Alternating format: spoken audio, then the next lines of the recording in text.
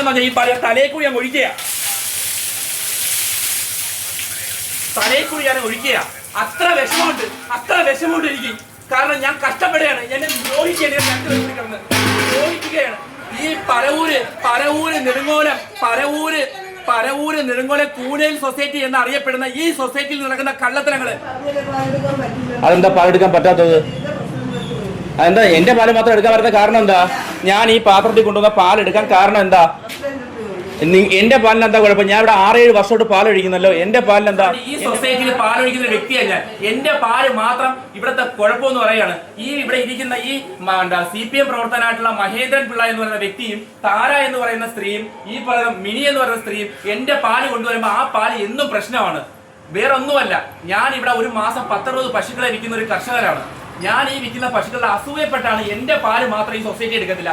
ഞാൻ ഒഴിക്കുന്ന പാല് കുഴപ്പം, എന്റെ ഒഴിക്കുന്ന പാല് വേറൊരാളുടെ പേരിലോട്ട് ഒഴിക്കല് എന്ത് പ്രശ്നമാണ്? ഞാൻ എവിടെ പാല് ഒഴിക്കേണ്ടത് നിങ്ങൾ പറഞ്ഞാൽ. അതുകൊണ്ട് ഈ കൊള്ളത്തിൽ എന്ന് പറഞ്ഞാൽ ഈ പാല് തലയിൽ കൂടി ഞാൻ ഒഴിക്കുക,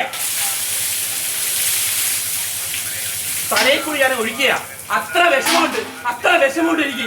കാരണം ഞാൻ കഷ്ടപ്പെടുകയാണ്, എന്നെ ദ്രോഹിക്കുകയാണ്. ഈ പരവൂര് നെടുങ്ങോലം കൂനയിൽ സൊസൈറ്റി എന്നറിയപ്പെടുന്ന ഈ സൊസൈറ്റിയിൽ നടക്കുന്ന കള്ളത്തരങ്ങള്. മഹേന്ദ്രൻ പിള്ള എന്ന് പറയുന്ന വ്യക്തിക്ക് ഇവിടെ SNF